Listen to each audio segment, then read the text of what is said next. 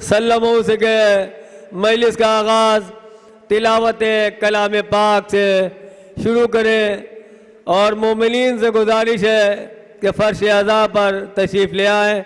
जो हज़रात बाहर तशरीफ़ रखते हैं वो फ़र्श अज़ा पर तशरीफ़ ले आएँ। और मोमिनीन से गुजारिश है कि आप जो भी अपनी कार या बाइक लेकर आए वो इमाम बारगाह के मैदान में पार्क करें ताकि आने जाने वाले मोमिनीन या किसी भी लोग को किसी प्रकार की कोई मुश्किल ना हो। मैं गुजारिश करता हूँ कारी सैयद ज़ाहिर जाफरी से का मजलिस का आगाज़ तिलावत कलाम पाक से शुरू करें। नारे सलवात। आप आगे आ जाइए, बस आगे आ जाइए, आप आइए। नारे सलवात। अल्लाहुम्मा सल्ली अला मोहम्मद व आले मोहम्मद।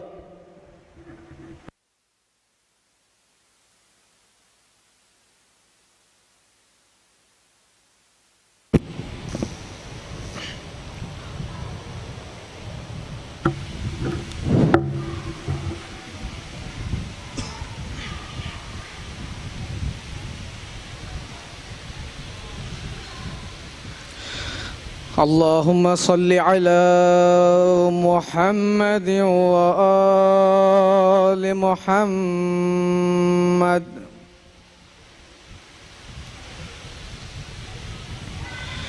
अऊज़ु बिल्लाहि मिनश शैतानिर लईनिर रजीम।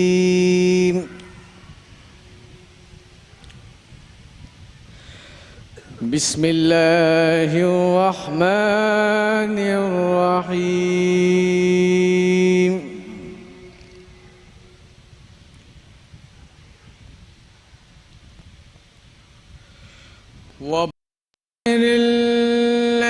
वबशिरिल्लज़ीना आमनु व आमिलुस्सॉलिहात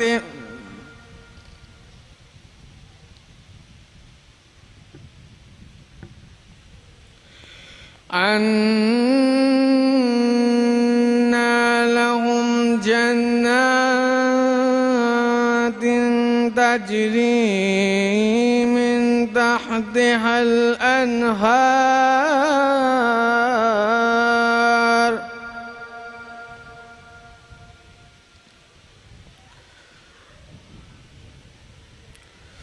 कुल्लमा रुज़िक़ू मिन्हा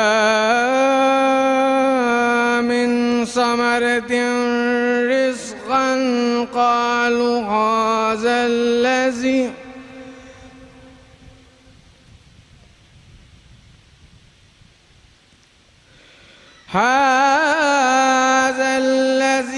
रुज़िक़ना मिन क़ब्ल वअतू बिही मुतशाबिहा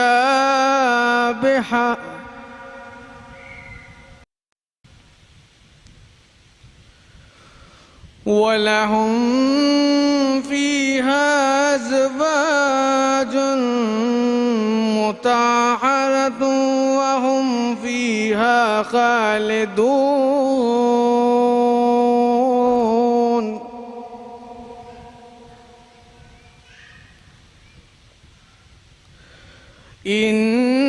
इन्नल्लाह ला यस्तहयी अन यज़रिबा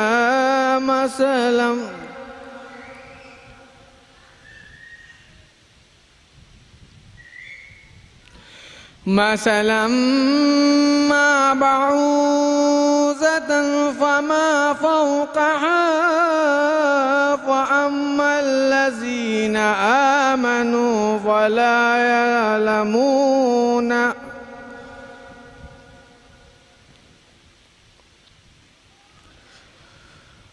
अन्नहुल हक़्क़ु मिन रब्बिहिम व अम्मा अल्लज़ीना कफ़रू फ़यक़ूलून يقولون ماذا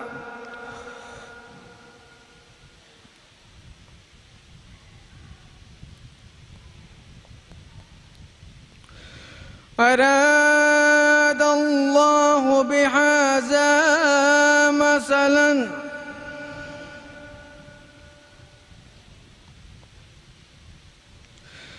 يضل به كثيرا ويهدي به كثيرا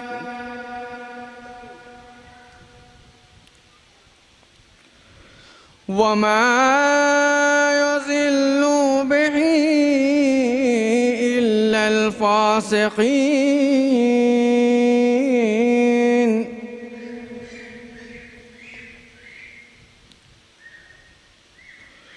الذين ينقضون عهد الله من بعد ميثاقه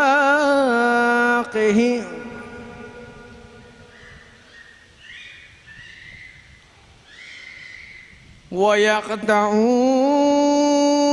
ما أمر الله به أن يوصل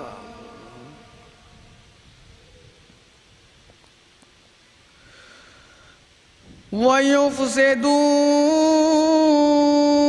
في الأرض أولئك هم الخاسرون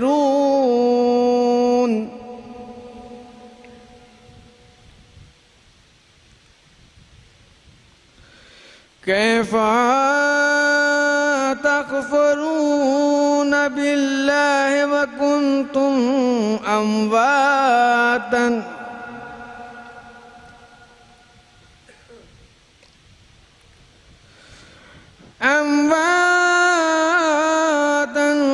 فأحييناكم ثم يميتكم ثم يحييكم ثم إليه ترجعون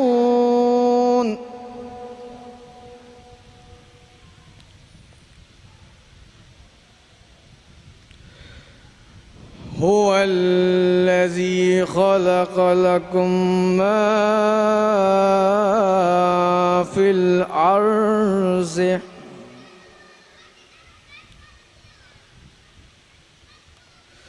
جميعا ثم استوى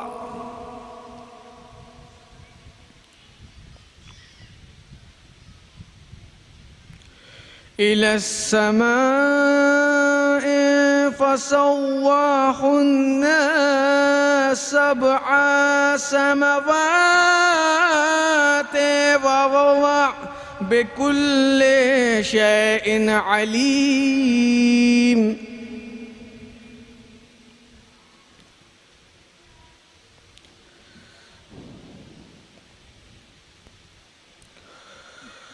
وإذ قال ربك للملائكة إني جاعل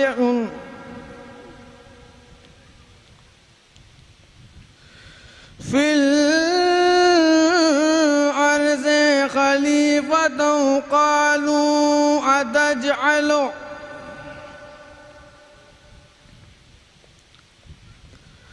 فيها من يفسد فيها ويسفك الدماء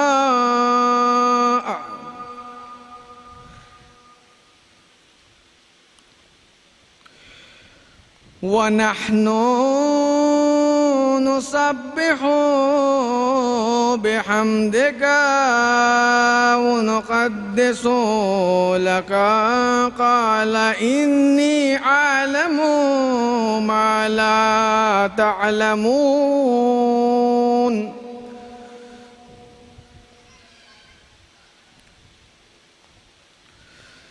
وعلم آدم الأسماء كلها ثم عرضهم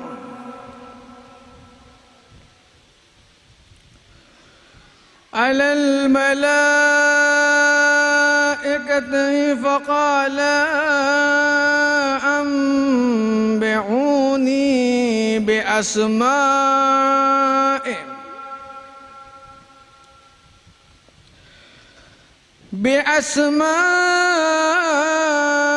هؤلاء إن كنتم صادقين.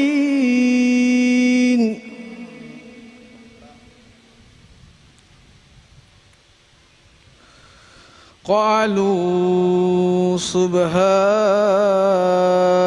لا علم لنا إلا ما علمتنا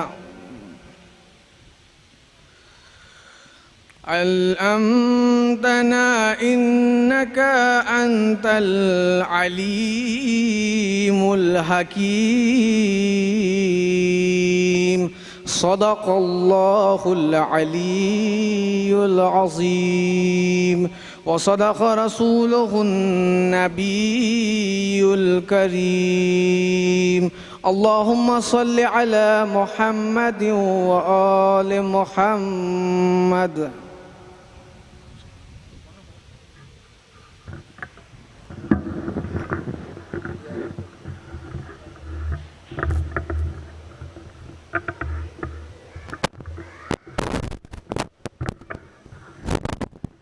باقاعدہ مجلس کا آغاز تلاوت کلام پاک سے ہو چکا ہے، اور جو حضرات باہر تشریف رکھتے ہیں وہ فرش اعضاء پر تشریف لے آئیں، اور مومنین سے گزارش ہے کہ اپنی اپنی گاڑیاں یعنی کار بائک وہ امام بارگاہ کے میدان میں پارک کریں گے۔ مولانا موصوف ابھی تشریف نہیں لائے ہیں۔ ماہر صاحب کے شاعر اہل بیت ماہر لکھنوی صاحب کے سلام کے چند شعر سماعت فرمائیے گا۔ انہوں نے کہا کہ اطاعت معبود میں بے حب علی اچھی نہیں، اطاعت معبود میں بے حب علی اچھی نہیں۔ تو کہتے ہیں دیکھ کر عباس کو بھاگے یہ کہتے لشکری، سماعت فرمائیے گا۔ دیکھ کر عباس کو بھاگے یہ کہتے لشکری، دیکھو سائل پر نظر عباس کی اچھی نہیں، دیکھو سائل پر نظر عباس کی اچھی نہیں، اور باب حیدر پر نہ اترے تو ستارہ کیا کرے، باب حیدر پر نہ اترے تو ستارہ کیا کرے، باب حیدر کے سوا ڈیوڑی کوئی اچھی نہیں، باب حیدر کے سوا ڈیوڑی کوئی اچھی نہیں، اور دور تک دکھلائی دیتی ہے مسلسل جنتیں، دور تک دکھلائی دیتی ہے مسلسل جنتیں، 14 گلیوں کے سوا کوئی گلی اچھی نہیں، 14 گلیوں کے سوا کوئی گلی اچھی نہیں، اور قتل مرحب سے ہمارا یہ عقیدہ ہو گیا، سماعت فرمائیے گا آپ حضرات۔ قتل مرحب سے ہمارا یہ عقیدہ ہو گیا، دشمنوں کے واسطے ناد علی اچھی نہیں، دشمنوں کے واسطے ناد علی اچھی نہیں۔ آپ حضرات مومنین سے گزارش ہے کہ اندر فرش اعضاء پر ابھی خالی ہے، تشریف لے آئے۔ دشمنوں کے واسطے ناد علی اچھی نہیں، اور ذکر حیدر سن، ذکر حیدر سن، امیر شام کی باتیں نہ کر، سماعت فرمائیے گا مہندی صاحب۔ ذکر حیدر سن، امیر شام کی باتیں نہ کر، معجزے کے سامنے جادوگری اچھی نہیں، ذکر حیدر سن، امیر شام کی باتیں نہ کر، معجزے کے سامنے جادوگری اچھی نہیں۔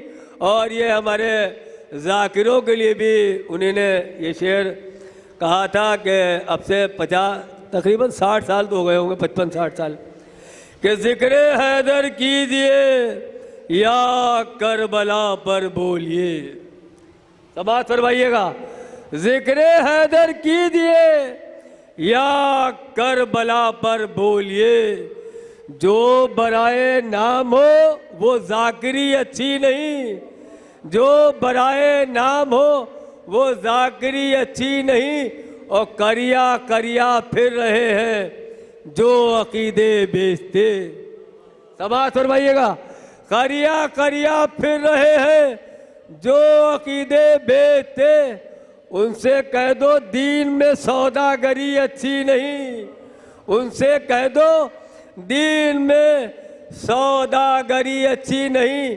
او اے میری آنکھوں کی بدلی، اے میری آنکھوں کی بدلی، خوب گھر گھر کر برس، اے میری آنکھوں کی بدلی، خوب گھر گھر کر برس، مجلس سرور میں اشکوں کی کمی اچھی نہیں، مجلس سرور میں اشکوں کی کمی اچھی نہیں۔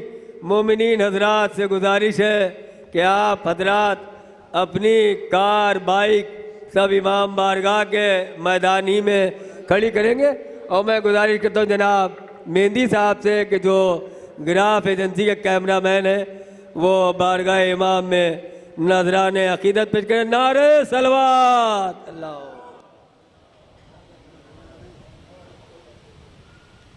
جو حضرات گزارش ہے کہ اندر آ جائیں، آئی بہت جگہ ہے فرش اعضاء پہ۔ نعرہ صلوات۔ ایک بلندترین صلوات بھیج دیے۔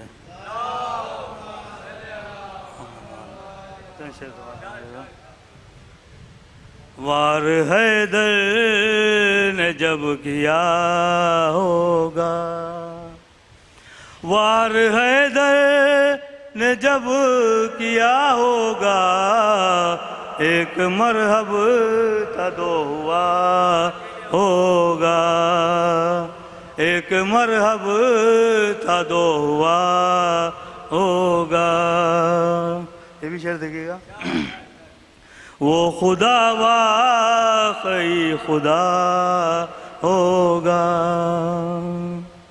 وہ خدا واقعی خدا ہوگا، شین سجدہ جسے کیا ہوگا، اور آسماں ہوگا اس کے قدموں میں، آسماں ہوگا اس کے قدموں میں، جس کے بھی سر پتا دیا ہوگا، جس کے بھی سر پتا دیا ہوگا۔ نعرہ صلوات کا سہارا دیے۔ مولانا موضوع تشریف لا چکے ہیں، بس جلد سے جلد آنے والے ہیں۔ بس دروازے حسین پہ سجدہ کیے بغیر بنتا نہیں ولی کوئی ایسا کیے بغیر، دروازے حسین پہ۔ نعرہ صلوات کا سہارا دیے۔ ہاں صاحب، ہاں صاحب اجازت۔ دروازے حسین پہ سجدہ کیے بغیر بنتا نہیں ولی کوئی ایسا کیے بغیر، دروازے حسین پہ سجدہ کیے بغیر، اور 9 لاکھ سر جھکے ہیں تبسم کے سامنے،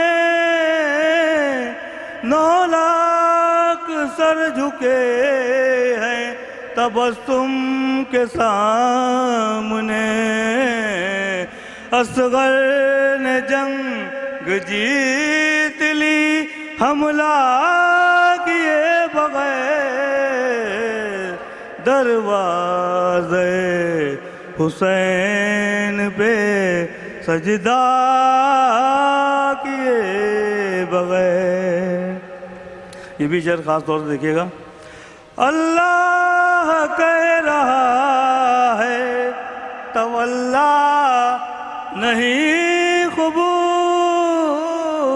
اللہ کہہ رہا ہے تولا نہیں قبول. زہرا کے قاتلوں پہ تبرہ کیے بغیر دروازے.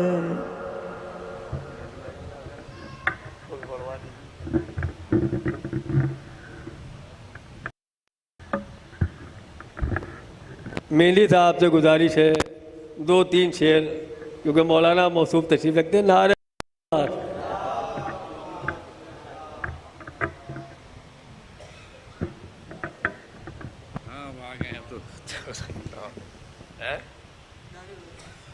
ایک نعرہ سلوات.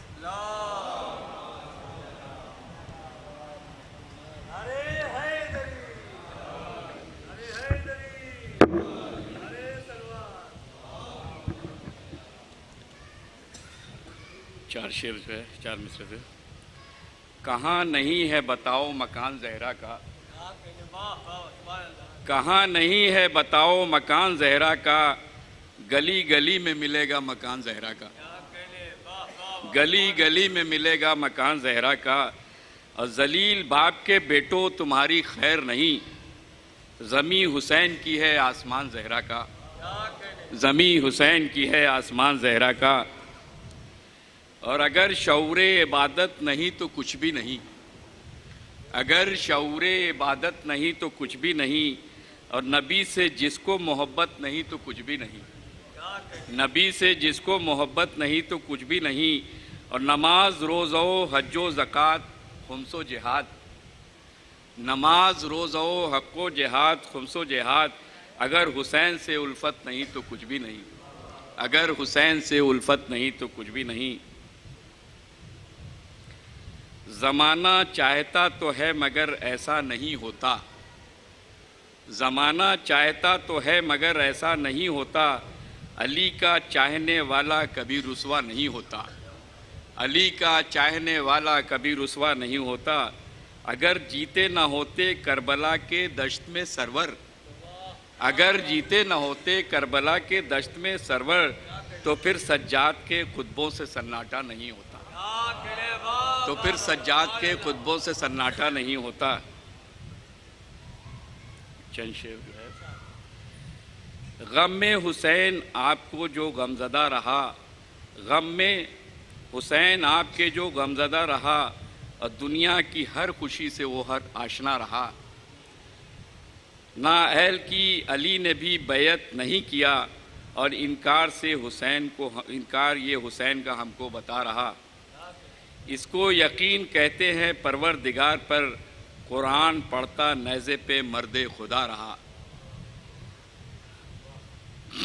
ہم ظالموں سے لڑتے رہے ہر مقام پر, ہم ظالموں سے لڑتے رہے ہر مقام پر, عشق حسین دیتا ہمیں حوصلہ رہا. کچھ فیصلے بدلتے ہیں قسمت کبھی کبھی, کچھ فیصلے بدلتی ہے قسمت کبھی کبھی. اور جانا سوئے حسین یہ ہرکا بتا رہا, جانا سوئے حسین یہ ہرکا بتا رہا. اور دوزخ کی آگ اس کے لیے تیز کی گئی, اور جو بھی خلاف ماتم سرور کھڑا رہا. کیسی بھی آندیاں ہوں چلی ظلم کی مگر, اور روشن صداقتوں کا ہمیشہ دیا رہا. جلدی جلدی پڑھ. ذکر حسین ہم نے کیا اور دیکھیے, دیواروں در پہ نور ہے, گھر جگمگا رہا. اور جس نے بسط خلوص اٹھایا کبھی علم, جس نے بسط خلوص اٹھایا کبھی علم, نسلوں میں کوئی اس کے کبھی پھر بے وفا نہ رہا, نسلوں میں کوئی اس کی نہ پھر بے وفا رہا, نسلوں میں. اور باغ فدق کو لوٹنے والے یہ جان لے ناراض غاصبوں سے ہمیشہ خدا رہا۔ شیر خدا کا اس کو نبی نے لقب دیا جو مشکلوں کے وقت میں مشکل کشا رہا۔ ہے شک کے فصیل کعبہ نشا کس طرح مٹے، دشمن علی کا صرف یہی سوچتا رہا۔ نعرہ صلوات۔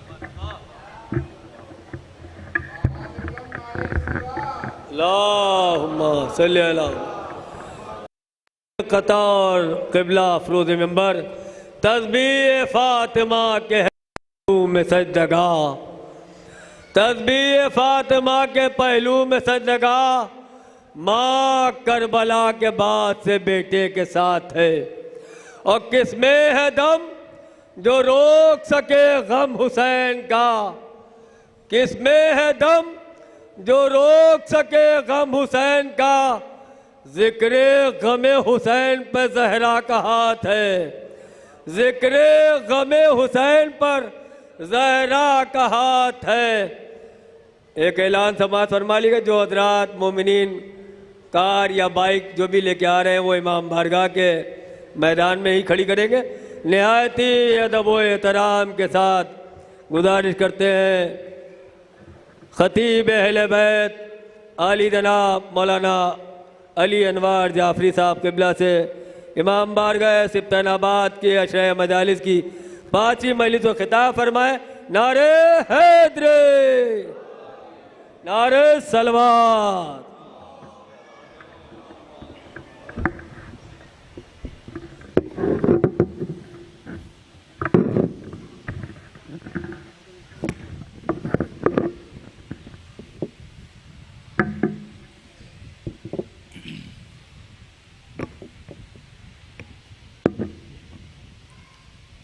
فاتحہ۔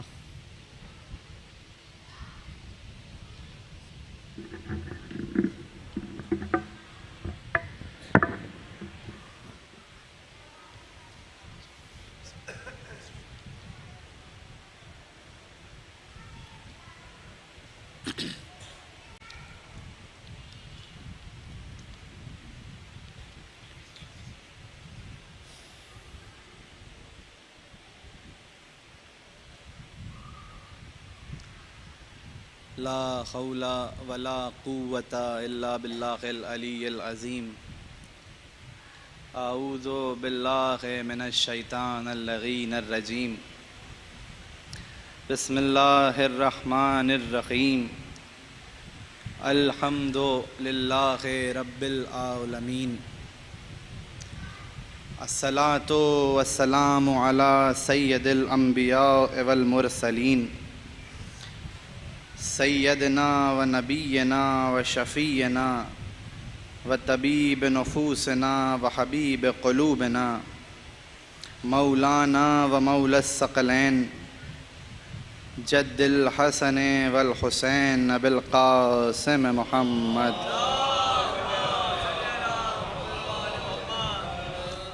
و آلہ الطیبین الطاہرین المعصومین المظلومین المنتخبین المنتجبین،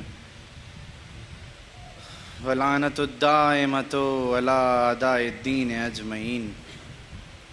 اما بعد، فقد قال اللہ فی القرآن المجید وفرقانہ الحمید وقولہ الحق۔ بسم اللہ الرحمن الرحیم۔ ان الدین عند اللہ الاسلام۔ درود پڑھیں محمد والے۔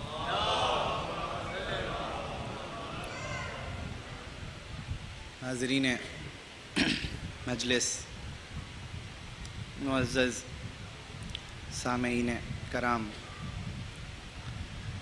آپ مسلسل جس موضوع کے ماتحت ہم کو پچھلے 4 دن سے اور آج 5واں دن سماعت فرما رہے ہیں، اس عشرہ مجالس کے لیے ہم نے جس موضوع کا انتخاب کیا اس میں موضوع ہے اسلام اور ادیان عالم، اور اس موضوع کی وضاحت کے لیے جس آیت کا آسرا لیا وہ آیت قرآن کی آیت ان الدین عند اللہ الاسلام۔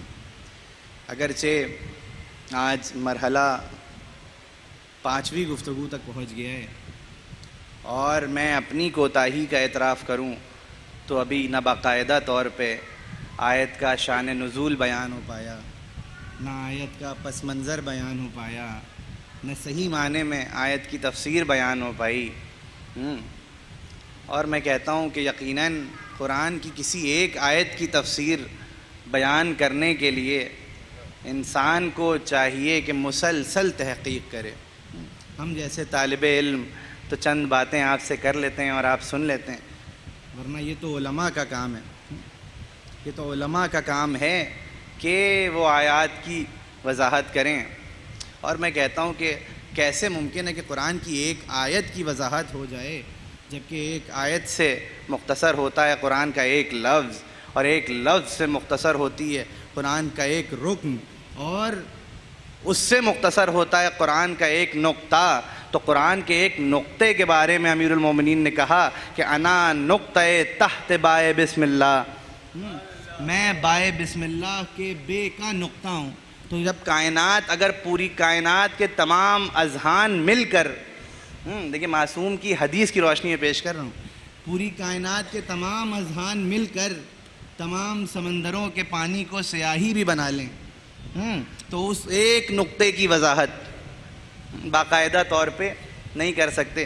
تو ہم جیسے طالب علم، اس لیے کہ قرآن ان کی شان میں آیا کہ جو کائنات میں سب سے بڑے عالم، کائنات کے سب سے بڑے عالم ذات امیر المومنین علی ابن ابی طالب۔ دیکھیے میں نے کہہ تو دیا اور آپ نے سن بھی لیا۔ ممکن ہے کہ کوئی اعتراض کرے کہ آپ نے حضرت علی کو کائنات کا سب سے بڑا عالم کہہ دیا اس لیے کہ رسول خدا بھی تو موجود ہیں، اور آپ اعتراض کرنے کا آپ کو حق ہے۔ تو میں کہتا ہوں کہ علی کائنات کے سب سے بڑے عالم کا نام ہے، مصطفیٰ کائنات کے سب سے بڑے معلم کا نام ہے، مصطفیٰ کائنات کے سب سے بڑے معلم ہے، سرکار ختمی مرتبت محمد مصطفیٰ صلی اللہ علیہ وسلم۔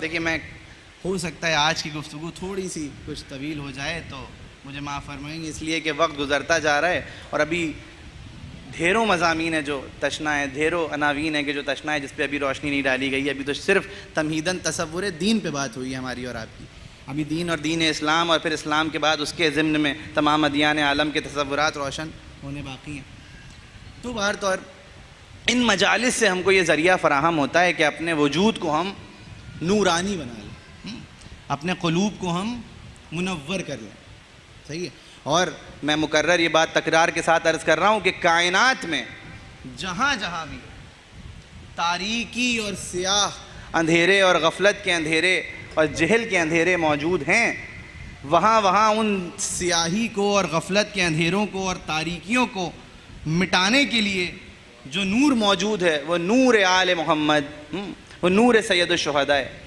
آج کائنات میں تمام تر برائیوں اور غفلتوں کے خلاف جو نورانی قوت کھڑی ہے وہ آقا ابا عبداللہ کی الحسین علیہ السلام کی ذات ہے۔ یا میں کہتا ہوں کہ اس پوری بات کو میں 4 مصروں میں سمیٹ کے کہوں تو بات آسان ہو جائے گی اور پھر تمہید کا مرحلہ ختم ہو جائے گا۔ شاعر کیا خوب انداز میں کہتا ہے، اور وہ شعر، وہ 4 مصرے میرے خیال میں ہمارے بچوں کی زبانوں پہ رٹے ہوں گے، مائیں اکثر یاد کراتی ہیں۔ وہ شاعر کہتے ہیں کہ وہ نور جس کو شہ مشرقین کہتے ہیں، اسی کو نور خدا نور عین کہتے ہیں، اور بکھر گیا تو وہی نور کائنات بنا، سمٹ گیا تو اسی کو حسین کہتے ہیں۔ بکھر گیا تو وہی نور کائنات بنا، سمٹ گیا تو اسی کو حسین کہتے ہیں۔ تو جناب والا تمام کائنات میں جو نورانی تصورات قائم ہو رہے ہیں وہ ذکر ابا عبداللہ کی وجہ سے قائم ہو رہے ہیں۔ آج کائنات میں بہت جگہ ہے، ایک نعرے حیدری، نعرے سلوان،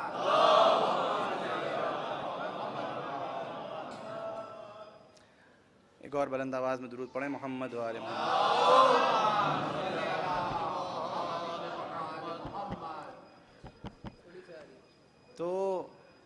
اگر ممکن ہو تو جو حضرات باہر بیٹھے ہیں اگر ممکن ہو تو وہ اندر تشریف لے آئیں. باقی کچھ کوشش میں یہ کروں گا کہ میں اپنی آواز کو بلند کر لوں. ایک درود پڑھیں محمد و آل محمد.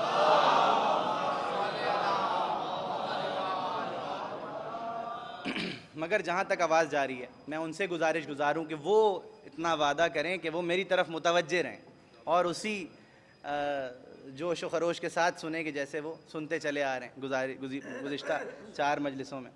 تو کل کی مجلس میں نے جو بات عرض کری وہ یہ تھی کہ اسلام کلی اعتبار سے کلیہ اگر قائم کیا جائے تو اسلام دین مساوات نہیں ہے, اسلام دین عدل ہے.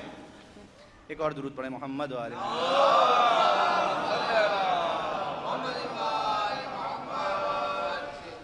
میں آپ سب سے اپنے تمام معزز سامعین سے گزاروں کہ بس میری طرف متوجہ رہیں. میں گفتگو کو کسی نتیجے تک لے جانا چاہتا ہوں اور جب آپ سن رہے ہوتے ہیں متوجہ ہو کے تو پھر بات کو بتانا بھی آسان رہتا ہے اور ذہن میں نئے گوشے بھی روشن ہوتے ہیں. تو بہر طور کل کی جو گفتگو تھی جس نتیجے تک پہنچی تھی اگر آپ سب کو یاد ہوگا میں نے کہا تھا کلی اعتبار سے اگر بیان کیا جائے. اور کل کی گفتگو میں نے ایک وعدہ اور کیا تھا کہ کل کی گفتگو تشنا رہ جائیں گے کچھ پہلوات کے جو آج کی گفتگو سے مربوط کیے جائیں گے. یعنی اگر اب کوئی اسلام مساوات کو الاؤ کرتا ہے کل کی گفتگو میں نے وہ سارے ارکان آپ کے سامنے. ایک اور درود پڑھیں محمد.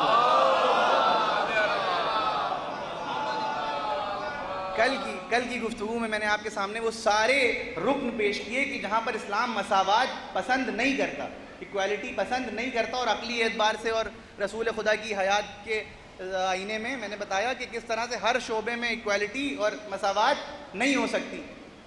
آج میں کچھ رخ ایسے دکھاتا ہوں کہ جہاں پر اسلام مساوات کی علمبرداری کرتا ہے, مساوات کو پسند کرتا ہے اور مساوات کو الاؤ کرتا ہے. اور یہ دونوں کہاں پر نہیں کرنا ہے اور کہاں پر کرنا ہے, اس کا امتیاز کس میزان اور کس اسٹینڈرڈ پہ ہوگا وہ آپ کے سامنے بیان کرنا ہے. اب میں آپ کے سامنے چند روزمرہ کی مثالیں پیش کرتا ہوں کہ کس زمرے میں اسلام مساوات اور ایکوالٹی کو پسند کرتا ہے اور پروموٹ کرتا ہے.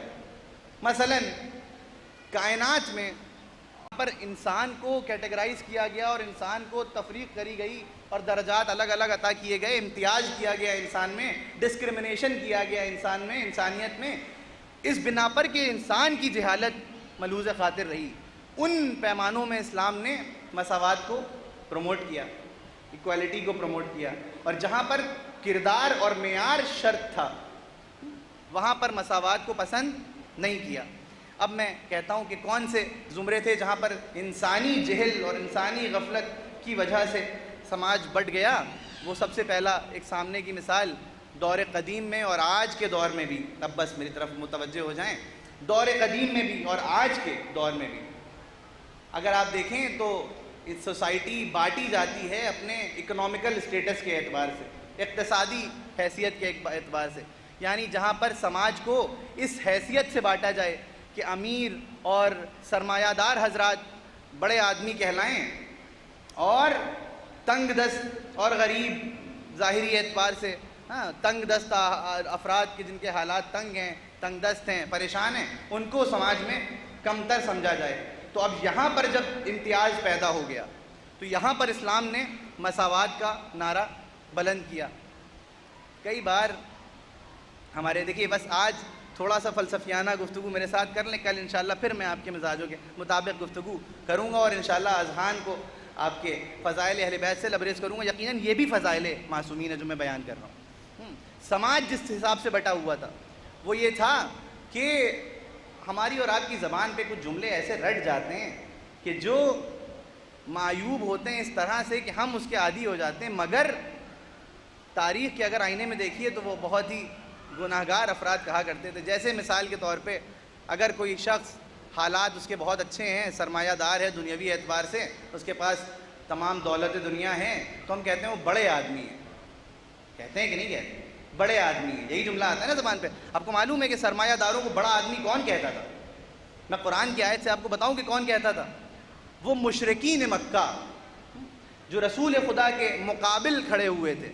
قرآن کی آیت نے کہا کہ وہ سوال کرتے ہیں لو انزل ھذا القرآن علی رجل ہاں من القریتین العظیم، یہ قرآن کیوں ان پر نازل نہیں ہوا؟ یہ مشرکین مکہ رسول خدا سے سوال کرتے تھے کہ یہ قرآن ان پر کیوں نازل نہیں ہوا کہ جو ہمارے بستیوں میں بڑے آدمی تھے۔ اور یہ بڑے آدمیوں سے جب مفسرین نے قرآن کی تفسیر لکھی تو وہ کہتے ہیں کہ یہاں پر بڑے آدمی سے مراد تھا کہ وہ جو سرمایہ دار حضرات تھے، کیوں ان پر یہ قرآن نازل نہیں ہوا؟ اور ان پر قرآن نازل ہوا کہ جو جناب عبداللہ کے یتیم تھے، یعنی جو اس وقت کے اعتبار سے اپنی وراثت سے بھی محروم رہ گئے تھے، اپنے باپ کی میراث سے بھی محروم رہ گئے تھے۔ تو بڑے آدمی کا تصور اس سماج میں یہ تھا کہ جو دنیاوی اعتبار سے بہترین ہیں۔ اور میں کہتا ہوں کہ اگر مشرکین مکہ کا یہ جملہ تھا کہ سرمایہ داروں کو بڑا آدمی کہتے تھے، تو پھر اب ہماری زبانوں پہ اور ہمارے تصورات میں سرمایہ داری معیار نہیں ہونا چاہیے بڑے آدمی ہونے کے لیے، کردار انسانی بڑا ہونا چاہیے۔ کردار انسان اور اس کے اعمال جو کائنات میں روشن ہو رہے ہیں وہ اس کی افضلیت کی نشانی ہونا چاہیے۔ بس چند مثالیں اور انشاءاللہ پھر گفتگو ابھی آگے بڑھ جائے گی۔ یہ تو ایک مثال ہو گئی، دولت کے اعتبار سے ڈویژن ہوتا تھا۔ یا اور اگر آپ مثال آگے لے لیجئے تو ایک امتیاز اس طرح سے بھی ہوتا تھا کہ انسان نسل کے اعتبار سے برا سمجھا جاتا تھا۔ یعنی اگر کوئی عرب میں پیدا ہوا ہے تو وہ افضل ہوا کرتا تھا، اور کوئی عرب کے خطے کے باہر پیدا ہوا اور وہاں سے تعلق رکھتا ہے تو وہ عجم ہوتا تھا۔ دیکھیے آپ پہلو بدل رہے ہیں، مجھے معلوم ہے کہ تھوڑا سا دشوار ہو رہی ہے، گراں گزر رہی ہے گفتگو، مگر میں جلدی گفتگو کو آگے بڑھا دوں۔ عرب کے باہر جو حضرات پیدا ہوتے تھے وہ عجم ہوا کرتے تھے اور ان کو پست سمجھا جاتا تھا۔ یہی تو امتیاز تھا کہ وہ پست ہوا کرتے تھے اور عرب بلند ہوا کرتے تھے۔ یا اور گفتگو کو اور جلدی سے آگے بڑھاؤں، وہ پریشانی کی جو اس دور میں بھی تھی اور آج کے دور میں بھی ہے کہ جلد کے رنگ کے اعتبار سے سماج کو بانٹ دیا جاتا تھا۔ یعنی جس کو آج بھی اگر آپ مغربی ممالک میں جائیے، یورپین کنٹریز میں جائیے یا USA وغیرہ میں جائیے، وہ USA کہ جو انسان کے حقوق کی اس طرح سے بات کرتا ہے کہ سب سے آگے پرچم بلند کر کے چلتا ہے، اس امریکہ میں آج بھی سب سے زیادہ ریسزم اور رنگ کے اعتبار سے تفریق انسانیت موجود ہے کہ یعنی کالوں کو الگ مانا جاتا ہے اور گوروں کو الگ مانا جاتا ہے۔ اور کالے اور گوروں کا جو فرق ہے وہ یہ کہ گورے افضل مانے جاتے ہیں اور کالے پست مانے جاتے ہیں۔ یہ ہے کہ نہیں ہے؟ جو حضرات باہر جایا کرتے ہیں وہ اس بات سے متفق ہو جائیں گے۔ سماج ان معیارات کی بنا پر بٹا ہوا تھا اور ان معیارات کو ختم کرنے کے لیے اسلام نے علمبرداری کری۔ اب اسلام نے بڑھ کے کہا کہ دیکھو تم سمجھتے ہو کہ جلد کا رنگ انسان کو بانٹتا ہے، انسان کو سماج کو دو حصوں میں بانٹتا ہے، تم سمجھتے ہو کہ کہیں پر پیدا ہو جانا، عجم میں پیدا ہو جانا انسان کو پست سمجھتا ہے۔ اسلام ایک عجم میں پیدا ہونے والے، ایک فارس میں پیدا ہونے والے سلمان کو سلمان و منی اہل البیت کی سند عطا کر کے بتائے گا کہ یہ معیار نہیں ہوتا سماج کو بانٹنے کے لیے۔ تم سمجھتے ہو کہ مال و زر انسان کے لیے بہترین چیز ہوتی ہے اور افضلیت کی نشانی ہوتی ہے، تو اسلام ایک ایسے شخص کو کہ جو غریب ترین شخص ہے ظاہری اعتبار سے، اس بے زر کو ابو زر بنا کے پیش کرے گا۔ ارے تم سمجھتے ہو کہ یہ جلد اور یہ رنگ اور یہ اسکن کا کلر انسان کو فرق پیدا کرتا ہے اور انسان کو پست کرتا ہے، تو آؤ کربلا کے میدان میں اور دیکھو کہ کس طرح آقا حسین جناب جون کی پیشانی صاف کر رہے ہیں، اور صاف کرتے کرتے یہ کہتے جاتے ہیں پروردگار اس نورانی چہرے پر رحمت نازل فرما۔ تو یہ جو پیغامات روشن کیے جا رہے تھے، اب یہ وہ شعبے ہیں، یہ وہ سطح ہے کہ جہاں پر اسلام نے مساوات کی علمبرداری کری، ایکویلٹی کی علمبرداری کری کہ دیکھو ان اعتبار سے۔ اب اگر آپ اس پر غور کیجئے، اب میں گفتگو کو تھوڑا سا لطیف کر دوں تاکہ آپ کے لیے بھی آسان ہو جائے، ایک بلند آواز میں درود پڑھیں محمد والے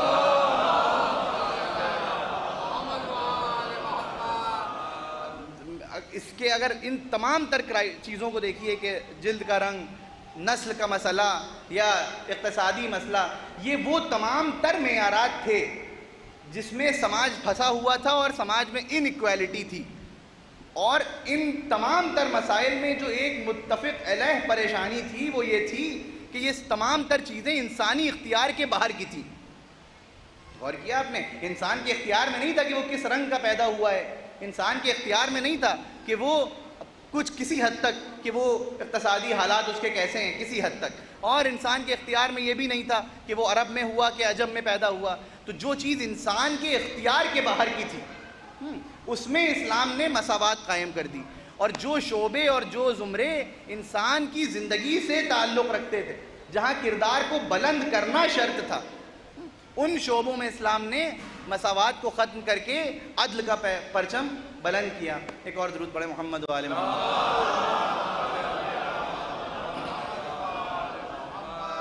ایک سب مل کے بلند آواز میں درود پڑھیں محمد۔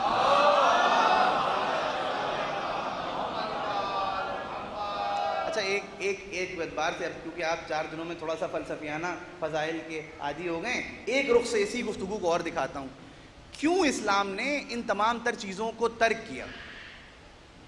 اگر آپ غور کریں تو یہ تمام تر چیزیں، یعنی مثلا دولت دنیا، اگر انسان اس دولت کو اپنی پہچان بنا لے تو یہ فلسفیانہ اور خلقت کے اعتبار سے بھی معیوب ہے، اس لیے کہ پہچانا اس چیز سے جاتا ہے کہ جو اس سے بلند ہو۔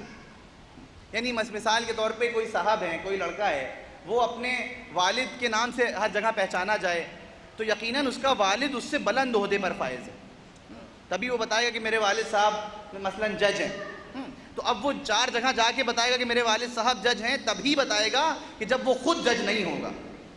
اگر وہ خود اس سے بلند عہدے پہ فائز ہوتا تو مجھے اس کو ضرورت نہ پڑتی یہ بات بتانے کی کہ میرے والد صاحب جج ہیں۔ یعنی انسان اپنی پہچان اس چیز کو بناتا ہے کہ جو اس سے بلند ہوتی ہے۔ اب اگر انسان دولت دنیا کو اپنی پہچان بنائے گا تو پھر یہ خلقت میں فرق آ جائے گا، اس لیے کہ یہ دولت دنیا ہے پست مخلوق، انسان ہے اشرف المخلوقات۔ یا اور بات کو آسان کروں، دولت دنیا یہ اگر دنیاوی سرمایے کو، اب ظاہر ہے کہ آج کا ڈیجیٹل دور تو بہرحال وہ ایک الگ بحث ہو جائے گی، مگر کسی اعتبار سے کنیکٹ کریں گے تو وہ تمام سونے کے سکے اور چاندی کے سکے، یہ تمام تر چیزیں ہیں جمادات۔ اس کے بعد خلقت آتی ہے نباتات، پھر آتی ہے حیوانات، پھر آتے ہیں انسانات۔ تو انسان اشرف المخلوقات ہے۔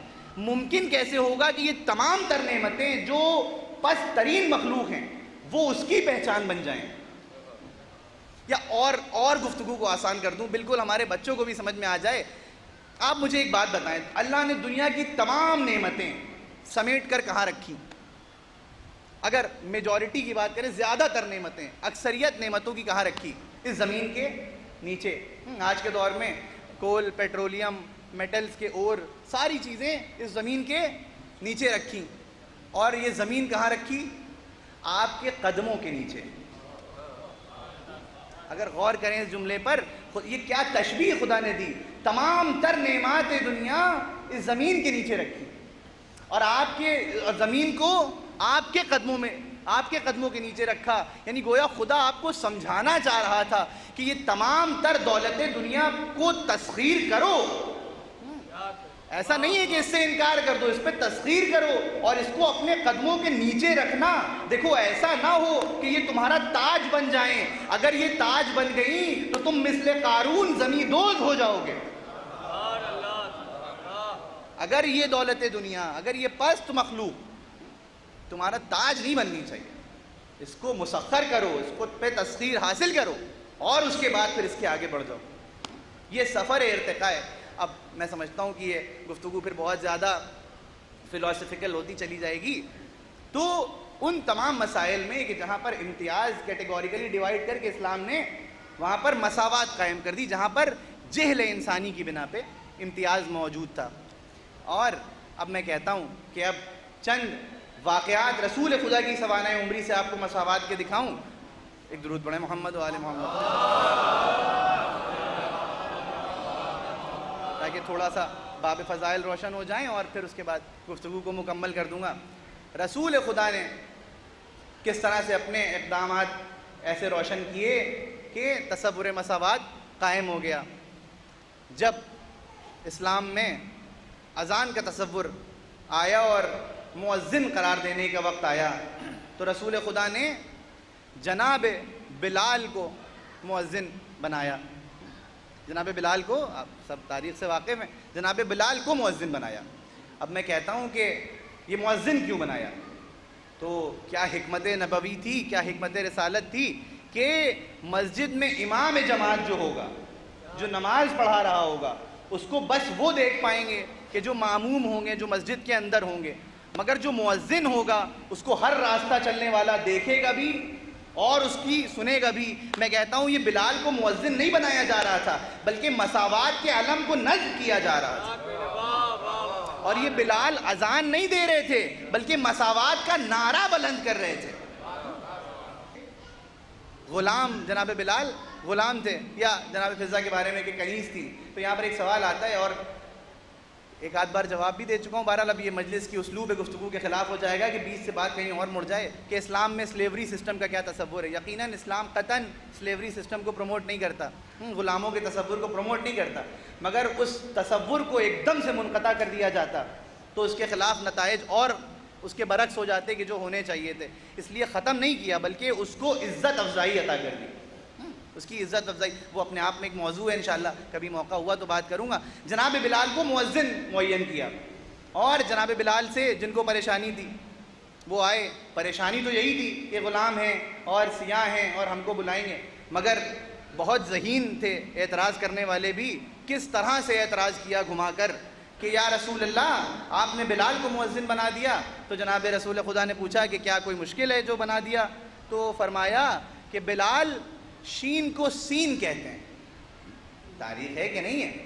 بلال شین کو سین کہتے ہیں، اور خدا کی قسم کیا بلیغ جملہ رسول خدا نے ارشاد فرمایا۔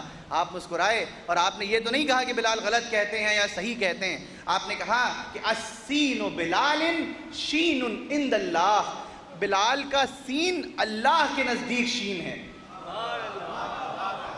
اب میں کہتا ہوں کہ یہ جملہ کیوں کہا رسول خدا نے؟ رسول خدا نے جملہ اس لیے کہا، اس لیے کہ میں جو بول رہا ہوں اور آپ جو سن رہے ہیں یہ میری زبان کی مجبوری ہے اور آپ کان کے محتاج ہیں سننے کے لیے، مگر وہ خدا کہ جو بغیر کان کے سنتا ہے وہ زبان سے نکلے ہوئے جملے نہیں سنتا بلکہ وہ بینش قلبی سے، وہ گویا قلبی سے، وہ سماعت قلبی سے نکلی ہوئی آواز سنتا ہے۔ وہ خدا آواز قلبی سنتا ہے، دل کی آواز سنتا ہے، اس کو ضرورت نہیں کہ وہ زبان سے جو نکلے ہوئے جملے سنیں۔ تو رسول خدا نے ارشاد فرمایا کہ السین بلال شین عند اللہ، بلال کا سین اللہ کے نزدیک شین ہے۔ اب میرا دل چاہتا ہے یہاں پر ایک جملہ آپ کے اذہان کو دوں اور آپ محظوظ ہو جائیں گے۔ میں کہتا ہوں کہ ایک مؤذن کے لیے سب پریشان ہو گئے اور آپس میں مشورہ کیا اور رسول خدا کے پاس آئے تو وہ مشورہ کارگر نہ ثابت ہوا، وہ مشورہ انکار کر دیا گیا اور وہ مشورہ پلٹ گیا۔ تو میں کہتا ہوں کہ جب اسلام میں ایک مؤذن کا انتخاب مشاورتی اجتماع پہ نہیں ہو سکا تو ممکن کیسے ہے کہ اللہ کا ولی معین کیا جائے، رسول کا جانشین معین کیا جائے اور چند افراد مشورہ کر کے معین کر لیں؟ درود پڑھیں محمد والے۔ ممکن کیسے جب ایک مؤذن حیات پیغمبر میں ایک مؤذن مشورے کی بنا پہ نہیں ہو سکا تو پھر پیغمبر کی آنکھ بند ہونے کے بعد پوری امت مسلمہ کا راہبر رسول کی مرضی کے بنا ہو جائے گا۔ رسول کی مرضی کے بنا کیسے معین ہو سکتا ہے؟ تو جناب والا یہ ایک پہلو اور ہو گیا کہ یہ جو رسول خدا نے عمل انجام دیا جناب بلال کو مؤذن معین کر کے، یہ مساوات کا علم بلند کیا، ایکویلٹی کا علم بلند کیا، پرچم بلند کیا۔ کس طرح اسلام میں ایکویلٹی کو پروموٹ کیا گیا۔ ایک عمل رسول اور آپ کے سامنے پیش کر دوں، بس اس کے بعد ایک سوال آیا ہے اس کا جواب پیش کر دوں اور پھر گفتگو۔ اگرچہ سوالات دو چار آئے ہیں اور مجھے خوشی اس بات کی ہے کہ مجلس سنی جا رہی ہے اور ہمارے جوان ینگسٹر سوال کر رہے ہیں، یہ بھی بہت اچھی بات ہے۔ بار طور ایک رکن اور پیش کر دوں، رسول خدا محمد مصطفیٰ صلی اللہ علیہ وسلم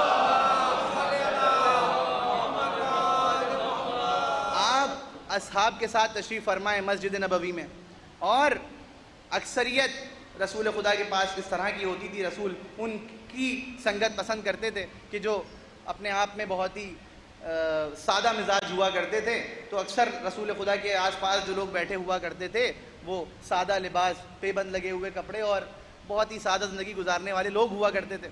تو تاجرانہ مزاج اور وہ رئیسانہ مزاج جو آج کے لوگوں کا ہوتا ہے، دیکھیے میں جب جملہ کہہ رہا ہوں تو پھر میں سمجھتا ہوں کہ میں اگر وہ مزاج میرے اندر ہے تو میں خود پر اور تمام معاشرے پر طنز کر رہا ہوں کہ وہ اس وقت کے دور میں بھی وہی مزاج تھا اور آج کے دور میں بھی وہ رئیسوں کا مزاج رہتا ہے کہ تھوڑا سا اپنے دامن کو بچا کے بیٹھتے ہیں۔ تو جناب والا رسول خدا افراد کے بیچ میں بیٹھے ہیں اور کچھ صحابی ایسے ہیں، تاریخ ہے یہ جو میں آپ کے سامنے پیش کر رہا ہوں، کچھ اصحاب ایسے ہیں کہ جو رسول کے پاس آنا چاہتے ہیں. اب ایک بار مسجد نبوی کے دروازے پہ آئے اور دیکھا کہ غربا تشریف فرمائیں، ہمت نہیں پڑی پاس میں جانے کی اور پھر واپس چلے گئے. پر غالب آ جاتی یا تمہاری دولت پر غالب آ جاتی یا تمہاری دولت اس میں منتقل ہو جاتی.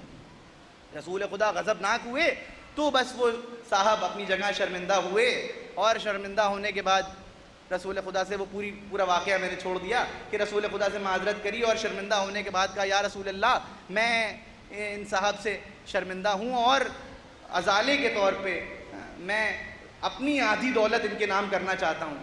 اب رسول خدا کی لبوں پر تبسم آیا اور مسکرانے کے بعد مخاطب ہوئے کہ کہو کیا کہتے ہو، یہ صاحب اپنی جگہ پشیمان ہیں اور یہ تمہارے نام اپنی آدھی دولت کرنا چاہتے ہیں. اب کیا تقویٰ اور کیا زہد ہوگا اصحاب رسول کا کہ ایک مرتبہ مسکرائے اور مسکرانے کے بعد کہا کہ یا رسول اللہ ان کی دولت ان کو مبارک ہو، میں بھی معاف کرتا ہوں اور خدا سے دعا کرتا ہوں کہ خدا بھی معاف کر دے، مگر مجھے دولت نہیں چاہیے. تو رسول خدا نے کہا کیوں نہیں چاہیے؟ تو اب آپ وہ صحابی ارشاد فرماتے ہیں اس لیے نہیں چاہیے کہ ڈرتا ہوں کہ دولت آنے کے بعد کہیں یہی مزاج میرے اندر بھی نہ آ جائے. محسوس کر رہے ہیں؟ تو اب یہ خوف پیدا ہوا تو رسول خدا نے، خیر وہ بات تو باقی ہو گئی، کل ملا کے کس طرح سے مساوات اور ایکویلٹی کو پروموٹ کیا جا رہا ہے. آپ محسوس کر رہے ہیں کس طرح سے وہ نظام قائم کیا جا رہا ہے کہ جب رسول چاہ رہے ہیں کہ سب ایک جیسے رہیں. مگر میرا دل چاہتا ہے کہ ایک عقیدے کا جملہ آپ کے سامنے پیش کروں. رسول خدا کی زندگی میں بھی اس طرح کے لوگ موجود تھے کہ جو آپس میں نشست رسول میں بیٹھتے تھے، نشست رسول میں بیٹھتے تھے اور ایک تفریق رہتی تھی. غریب اور امیر کا فرق رہتا تھا. غریب اپنے کو محسوس کرتا تھا کہ میں غریب ہوں اور امیر محسوس کرتا تھا کہ میں صاحب حیثیت ہوں. مگر خدا کی قسم کیا معجزہ ہے نواسہ رسول کا. آئیے فرش عزائے حسین پر نہ کوئی امیر و غریب کی تفریق، نہ کوئی رنگ و نسل کی تفریق. یہ وہ فرش عزا ہے. گویا محسوس یہ ہوتا ہے کہ رسول جو خواب دیکھ رہے تھے حسین نے اس خواب کی تعبیر عطا کر دی. جو خواب رسول خدا نے، جو مساوات کا خواب، جو ایکویلٹی کا خواب رسول نے دیکھا تھا، آقا حسین نے اس خواب کو تعبیر عطا کر دی. لبیک یا حسین، لبیک یا حسین، لبیک یا حسین، لبیک یا حسین، لبیک یا حسین، لبیک یا حسین. نعرہ حیدری، نعرہ سلوان.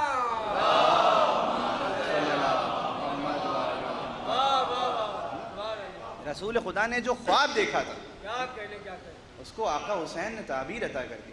آ کے دیکھے کائنات کہ یہ کون سا فرش ہے جہاں کوئی، اور پھر میں کہتا ہوں نہ صرف یہ فرش بلکہ آپ جلوسوں میں چلے جائیں، آپ اس گیدرنگ میں چلے جائیں، اس اجتماع میں چلے جائیں کہ جو کائنات کا اس وقت تقریباً سب سے بڑا اجتماع ہے. نجف سے کربلا کی طرف زائرین چلے جا رہے ہیں. نہ کوئی عہدے کا زوم، نہ کوئی حیثیت کا فخر. ہر آدمی بس چاہ رہا ہے کہ زوار حسین کی خدمت کر لے. آپ مسلسل وہ ویڈیوز دیکھتے ہیں، وہ کلپس دیکھتے ہیں، خدا کی قسم کیا جذبہ ہے، کیا جذبہ، کیا جاذبیت ہے آقا حسین کے نام میں. صاحب منصب لوگ، صاحب منصب، صاحب دنیا، صاحب علم، صاحب تقوی افراد، علماء چاہتے ہیں کہ کوئی مزدور بھی اگر آ گیا، اگر ظاہر ابا عبداللہ ہے تو اس کے پیروں کو دھلا دیں، اس کے پیروں کو دبا دیں. کہ کون سی جاذبیت ہے، یہ کون سا تصور مساوات ہے. کائنات میں کوئی کہیں پر جا کے دکھائے، کسی میدان میں جا کے دکھائے اس طرح کا تصور مساوات نہیں. آقا حسین نے اس مساوات کے تصور کو قائم کیا. تو میں گفتگو کو مبہم کر دوں، اول سے آخر تک اگر مرتب کر کے بیان کروں تو کل کی مجلس میں جو باتیں رہ گئی تھی کہ کن زاویہ نگاہ سے مساوات پر اسلام نے روشنی ڈالی، اس زاویے سے کہ جہاں پر انسانی جہل غالب آ رہا تھا اور تفریق اور درجہ بندی اور کیٹیگوریکلی ڈیوائیڈ کر رہا تھا سماج کو، ان زاویوں پر آقا حسین نے بڑھ کے مساوات کا علم، رسول خدا نے بڑھ کے مساوات کا علم نصب کیا. اور اب میں اسی کے ضمن میں ایک سوال کا جواب ایک آپ کے سامنے روشن کر دوں، اگرچہ موضوع سے تھوڑا سا مختلف ہے مگر مربوط ہے. کل دو سوالات ہمارے سامنے آئے. ایک ہماری کسی بہن نے سوال کیا کہ وہ حقوق نسواں کے اعتبار سے سوال ہے, انشاءاللہ اس پر میں اس کو ایڈریس کروں گا آگے کی مجلس میں. اور ایک سوال یہ آیا کہ وہ بچی کا سوال تھا, اس نے انسٹاگرام پہ ڈھونڈ کر کہیں سے پروفائل ہماری, اس پہ میسیج کیا کہ مائی فرینڈ از اہل سنہ and she asked that why do we not grieve on prophet Muhammad like امام حسین. ہم رسول خدا پہ اس طرح سے کیوں نہیں گریا کرتے ہیں جس طرح سے آقا حسین پہ کرتے ہیں. اب میں سمجھتا ہوں کہ ان سب تمام سوالات کے اپنے آپ میں ایک بہت, ہر جواب کا ایک کانٹیکسٹ ہوتا ہے, ایک ہسٹوریکل کانٹیکسٹ ہوتا ہے اور ایک ظاہری اور عقلی کانٹیکسٹ ہوتا ہے. وہ اپنے آپ میں ایک بہت طویل جواب ہو جائے گا. پہلے تو میں ایک جواب یہاں سے روشن کر دوں کہ اولاً ہم ایسا نہیں ہے کہ رسول خدا پہ گریہ نہیں کرتے. آقا حسین کا غم ایسا غم ہے کہ جو نہ صرف آقا حسین کا غم ہے بلکہ شہزادی کونین کا بھی غم ہے. رسول خدا کا بھی غم یہی ہے کہ آقا حسین پر ظلم ڈھائے گئے. رسول خدا کے بھی سب سے بڑے مصائب یہی ہیں کہ آقا حسین پر مظالم ڈھائے گئے. اور اپنے اب اس کے طولانی جوابات میں, اور پھر یہ سنت رسول ہے کہ ہم آقا حسین کا غم کریں. اب وہ تاریخ کے آئینے میں اگر آپ دیکھیے کہ جب آقا حسین پیدا ہوئے تو سرکار ختمی مرتبت گریہ کناں ہو گئے. مگر میں کہتا ہوں کہ ایک جواب میں جو مجھے لگتا ہے کہ عام منظر عام پہ روشن کرا جانا چاہیے, میں کہتا ہوں چلیے مان لیتے ہیں کہ اپنی کوتاہی کی بنا پر ہم رسول خدا کا غم اس طرح سے نہیں کرتے جس طرح سے آقا حسین کا کرتے ہیں. تو ہم کہتے ہیں کہ آپ کو یہ ہمدردی آ گئی اور یہ تصور آ گیا تو ایسا کرتے ہیں کہ امت مسلمہ کے دونوں رکن ہیں, دونوں کاموں کو بانٹ لیتے ہیں. ہم نواسۂ رسول کا غم کریں, آپ رسول کا غم برپا کریے. ہم ایک وعدہ ضرور کرتے ہیں کہ جب آپ رسول کا غم برپا کریں گے تو ہم اس میں شرکت ضرور کریں گے. مگر میں کہتا ہوں کہ میں ایک اور بات روشن کر دوں کہ یقیناً ہم شرکت کریں گے اور ہم 28 صفر کو رسول خدا کا غم مناتے بھی ہیں, یقیناً مناتے ہیں. مگر ایک بات یاد رکھیے, اگر رسول کا غم کرا اور اگر رسول خدا کی مجلس برپا کری تو پھر ایک بات یاد رکھیں, ہم جب مصائب بیان کرتے ہیں تو فقط شہادت نہیں بیان کرتے بلکہ ہم پس منظر بھی بیان کرتے ہیں. ہم پورے واقعات بھی بیان کرتے ہیں, ہم پورا پس منظر بیان کرتے ہیں. ہم یہ بھی بیان کریں گے کہ جب رسول اس دنیا سے گئے تو آخری وقت میں کون ساتھ تھا. ہم یہ بھی بیان کریں گے کہ جب رسول نے قلم مانگا تو کس نے قلم نہیں دیا. ارے کہیں ایسا نہ ہو, جملہ سنیے, کہیں ایسا نہ ہو کہ رسول کو قلم نہ دینے والے اور نواسۂ رسول کو پانی نہ دینے والے ایک ہی جماعت کے فرد نکل, ایک ہی جماعت کے متعلق ہوں, ایک ہی جماعت کے فرد, ایک ہی جماعت کے متعلقین نکل آئیں. کہیں ایسا نہ ہو. اس لیے کہ ہم جب شہادت پڑھتے ہیں تو پوری شہادت پڑھتے ہیں. ہم نہ صرف مقتول کا ذکر کرتے ہیں, ہم قاتل کا بھی ذکر کرتے ہیں اور برملا کرتے ہیں, باقاعدہ کرتے ہیں. اس لیے کہ حق ہے کہ جب ظلم کا ذکر کیا جائے تو ظالم کا بھی تذکرہ کیا جائے اور مظلوم پہ ہونے والے مظالم بھی بیان کیے جائیں. بس جناب والا, اب آنے والے سوالات کو انشاءاللہ میں آنے والے مواقع پر ایڈریس کروں گا, دامن وقت میں بھی گنجائش نہیں ہے.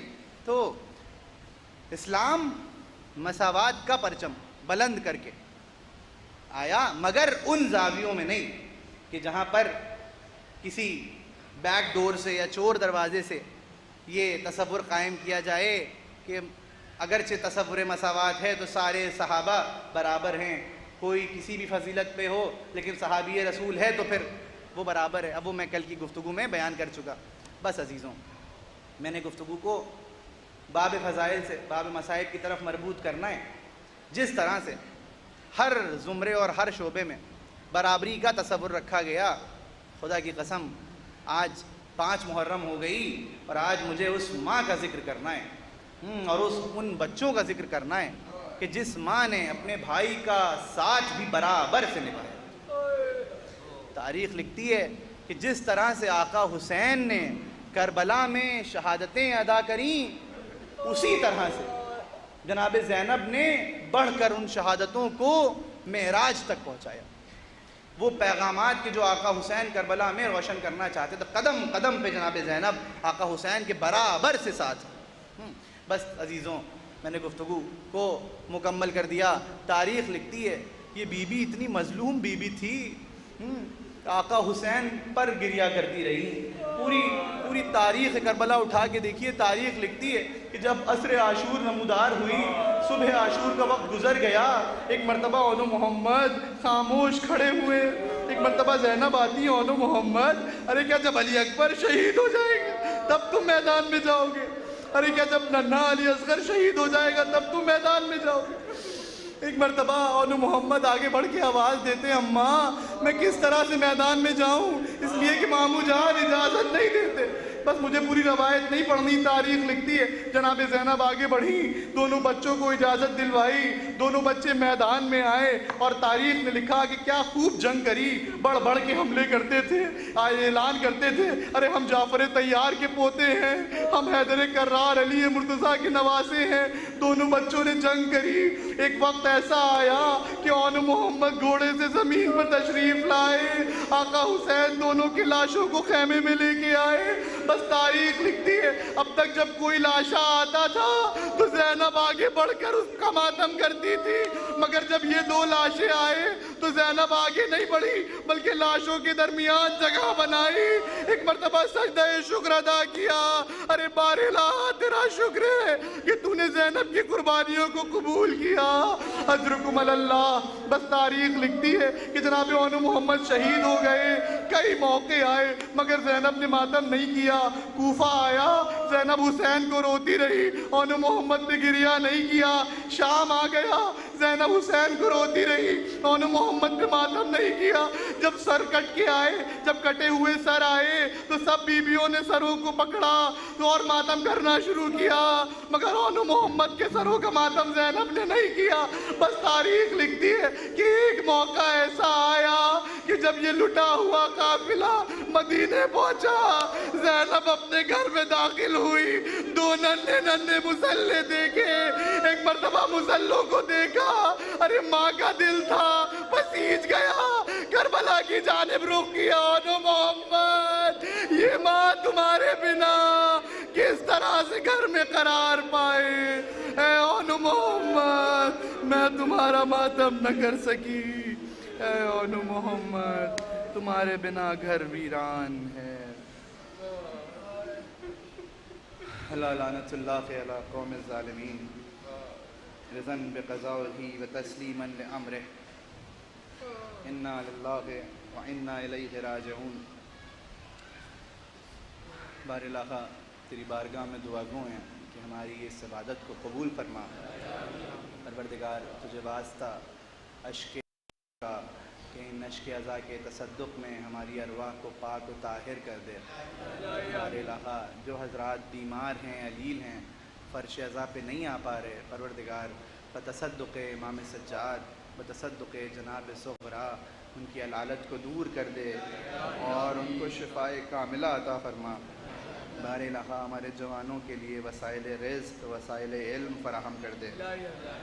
جہاں جہاں بھی شیعان اہل بیت ہیں، شیعان حیدر کرار ہیں، ان سب پر اپنی نگاہ کرم فرما، تمام ظالمین کو نیست و نابود کر دے، تمام مظلوموں کے حق کی حفاظت فرما، امام زمانہ کے ظہور میں تعجیل فرما، ہمیں ان کے انصار میں شمار کر۔